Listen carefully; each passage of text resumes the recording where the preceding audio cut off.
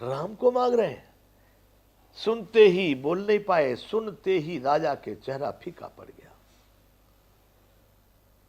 हृदय में बड़ी कपकपी आ गई कि इन्होंने क्या मांग लिया। अरे प्राण मांग लेते, राज्य मांग लेते। चौथे पन पायो सुत चारी, विप्र बचन नहीं कहेहु विचारी। हे ब्राह्मण, हे संत, मैंने ये चौथी अवस्था में 4 पुत्र पाए हैं, चौथी पन में। आपने विचार करके नहीं मांगा। क्या मांग रहे हैं आप? विचार करके बात नहीं कही, अनुचित बात कह दी आपने, ये स्वीकार नहीं। ये मेरे पुत्र भी बहुत छोटे हैं, ये राक्षसों से लड़ेंगे। महाराज, मांगहु भूमि धेनु धन को सा, सर्वस देहूं आज सहरोसा। मांग लो, भूमि मांगो, धेनु मांगो, धन मांगो, कोष मांगो, राज। बड़े आनंद के साथ में, हर्ष के साथ में आपको सर्वस्व दे दूंगा। मेरे मुंह से ना नहीं होगा महाराज। और देह प्राण ते प्रिय कछु नाही, सो मुन देहूं निमिष एक माही। शरीर और प्राण से कोई प्रिय नहीं होती है वस्तु। अगर आप मांग लेते तो क्षण भर में दे दूंगा। शरीर को त्याग सकता हूं, प्राण भी दे सकता हूं आपके वचन के लिए, परंतु महाराज सब सुत प्रिय मोहे प्राण की नाई। मेरे चारों पुत्री मुझे प्राणों के समान प्रिय हैं, परंतु रामो देत नहीं बने गुसाई। राम को नहीं दे सकता, किसी प्रकार भी देते नहीं बनता, राम नहीं दे सकता। चारों ही प्राण के समान प्रिय, पर राम देत नहीं बने गुसाई, राम को नहीं दे सकता प्रभु। कहाँ निश्चर यति घोर कठोरा, कहाँ सुंदर सुत परम किशोरा। आपको मालूम है महाराज, अत्यंत डरावने और क्रूर राक्षस कितने विचित्र हैं, कितने बलवान हैं, और कहाँ किशोर अवस्था, बिल्कुल सुकुमार मेरे सुंदर पुत्र। ये राक्षसों से लड़ पाएंगे प्रभु? महाराज ऐसा मत करो, कुछ और मांग लो। विश्वामित्र तो अब ब्रह्म ऋषि हो चुके थे, क्रोध पर विजय, काम क्रोध लोभ मोह सब पर नियंत्रण पा चुके थे। वो भी भगवान की दृष्टि में भगवत सत्ता पा चुके थे।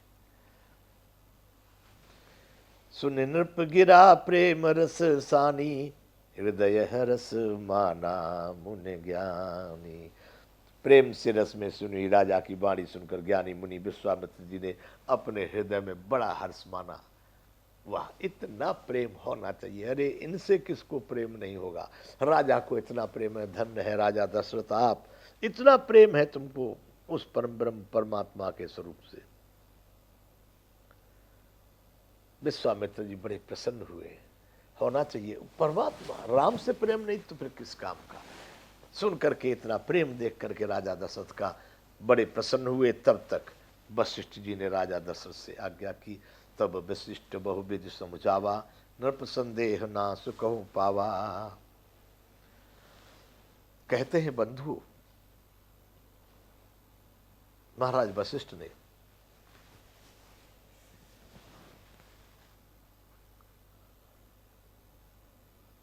राजा दशरथ से कहा, पुत्र तुमको कैसे प्राप्त हुए? तो ये भी मैं लोगों के अनुमान और गुणागणित की बात करता हूं, क्योंकि वो पुत्र चारों यज्ञ से प्राप्त हुए थे। और ये किस लिए पुत्रों को मांग रहे हैं? यज्ञ के लिए मांग रहे हैं। अरे राजा, यज्ञ से प्राप्त वस्तु यज्ञ के काम में नहीं आएगी तो किसके काम में आएगी? यानी यहाँ कह रहा है का मतलब है, तब वशिष्ठ बहुविध समझावा।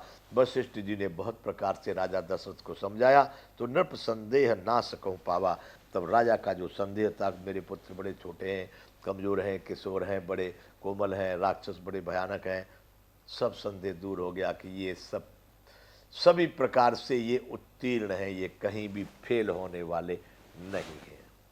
उनका संदेह दूर हो गया। अति आदर दो तनय बुलाए, हृदय लाए बहुभांति सिखाए।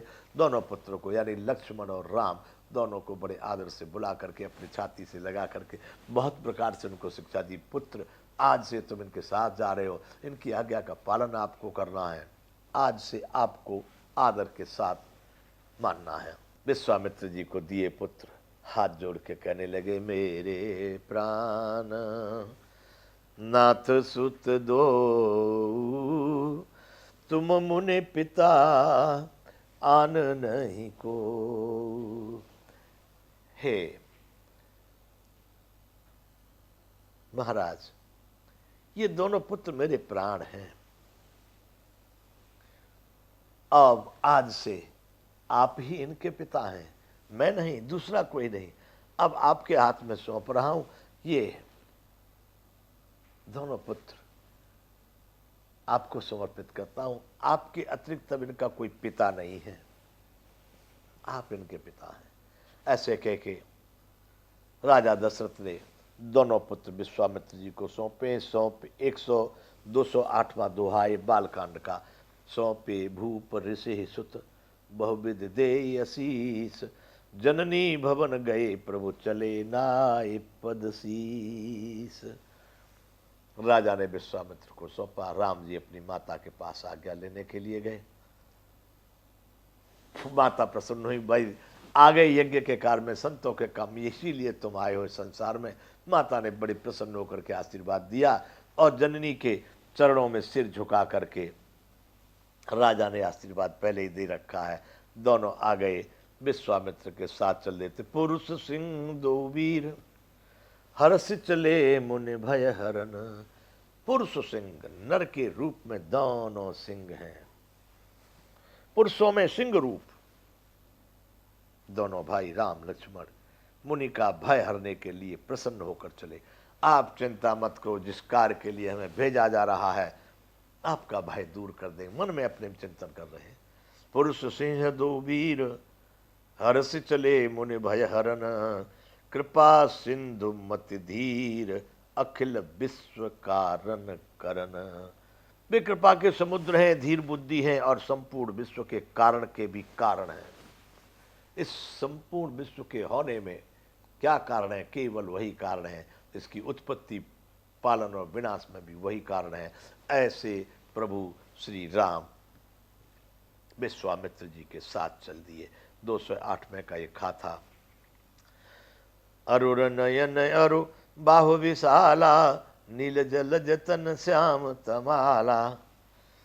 कटिपट पीत कसेक बर भाथा, रुचिर चाप सायक दुहा था। इस तरह से उनकी उपमा बताई है। अरुण नयन और बाहु विशाला, लाल उनके नेत्र हैं, अरुण जैसा सवेरे सूरज का निकलता उस समय अरुण बोलते हैं, वैसा रंग उनके नेत्रों का है। और उर, बाहु विशाला, हृदय यानी छाती, उर यानी छाती, और बाजुएं उनकी बड़ी विशाल हैं। छाती और छाती बड़ी चौड़ी है, बाजुएं भुजाएं बड़ी विशाल हैं। नील जल जतन श्याम तमाला, नील कमल और तमाल के वृक्ष की तरह श्याम शरीर है उनका। सुंदरता को सुंदर कर इतने सुंदर हैं। श्री राम चल दिए वहां से। कटिपट पीत कसे बर भाता, कमर में पीतांबर पहने और सुंदर तरकस कसे हुए हैं कमर में। और रुचिर चाप सायक दोहाता, उनके हाथ में बड़े सुंदर धनुष और बाण हैं।